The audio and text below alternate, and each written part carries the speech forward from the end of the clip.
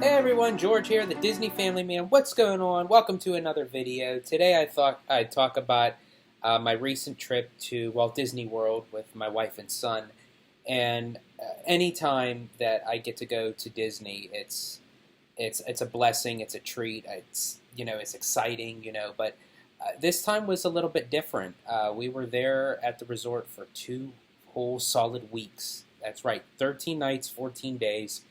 And this time around, it was very different. I mean, because I'm so used to, kind of have that mentality of, the hustle and bustle of running around, trying to get every attraction imaginable, getting your money's worth, what have you.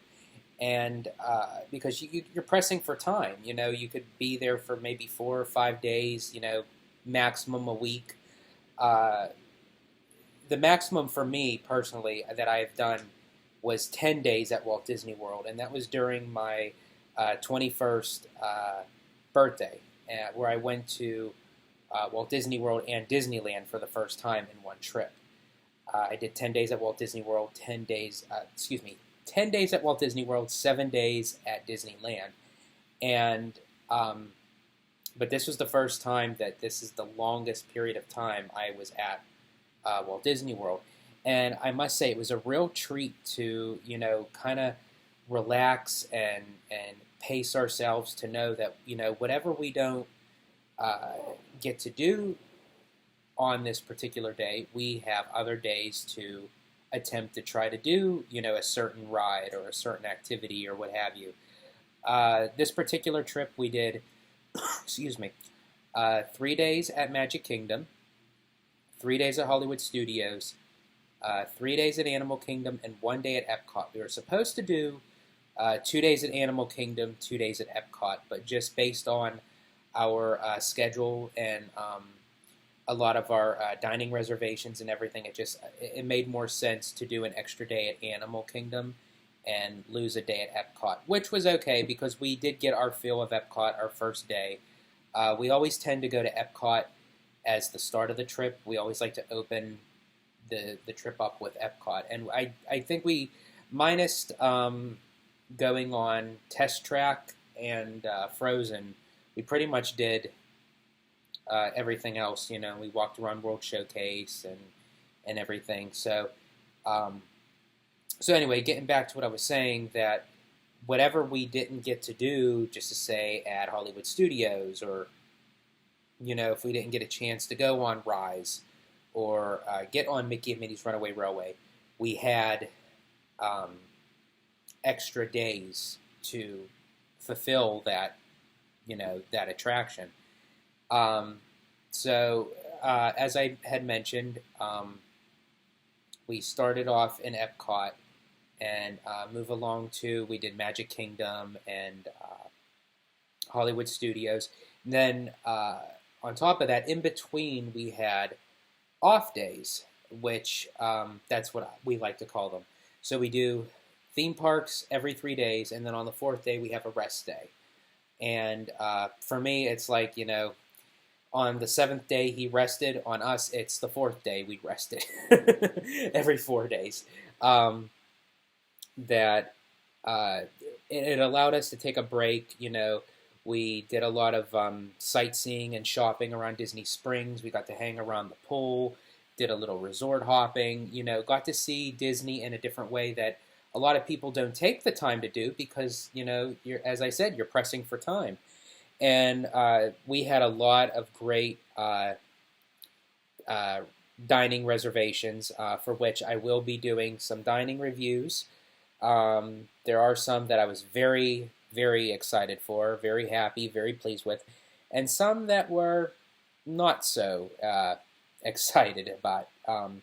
Not the fact of, the process and the experience, but I felt could have been a little bit better. But I'll get into all that in future videos. This one I'm just kind of talking about just like an overall recap of the trip. And so that's pretty much, where, everything happened for us. And to be honest, after doing this trip, it's going to be very difficult for me to not do Walt Disney World in 2 weeks. Like I feel like that I have to do that every single time. And I know a lot of people don't have the opportunity to do that financially and uh, with their work and everything. Luckily, I have a job, and my wife has a job that kind of has that flexibility at times to do a big trip like that once a year. Plus, financially, if you strategize your finances, you kind of pick and choose what you want to do, how you want to do it. Sometimes you have to sacrifice some things. It just depends on how bad you really want it. And if you really find those deals and everything, you could potentially get a decently priced vacation for a longer period of stay. And that's exactly what happened with us. I mean, during the time, the lightning in the bottle just kind of struck for us during the time, because it was during our son's summer vacation. And prior to summer, being that I'm an annual pass holder, they had special annual pass holder rates for an X amount of time all the way through July 10th, and you were able to save up a maximum of 35% off of a Disney resort hotel room. So I couldn't pass that up. That was the cheapest that I've ever gotten a room with a discounted price like that. That was the highest that it was, and it was even told to me by a cast member. And so I couldn't pass that up. I couldn't let it go.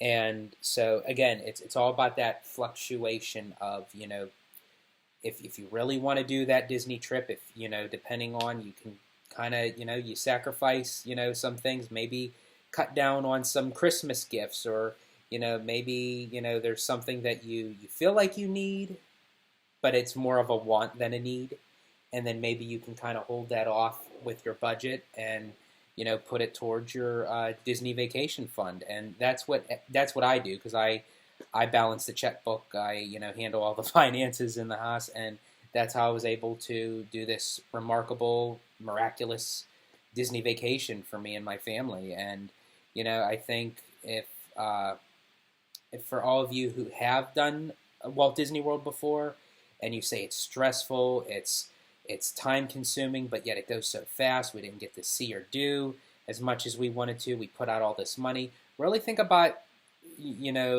of how long that you're planning to stay there, because you have to think, Walt Disney World is not shrinking, it's growing, and it'll continue to grow and expand and update and upgrade and all those fancy words you want to say. And the more time that you're going to need, whether you can say, oh, I can go down next year or a year or two.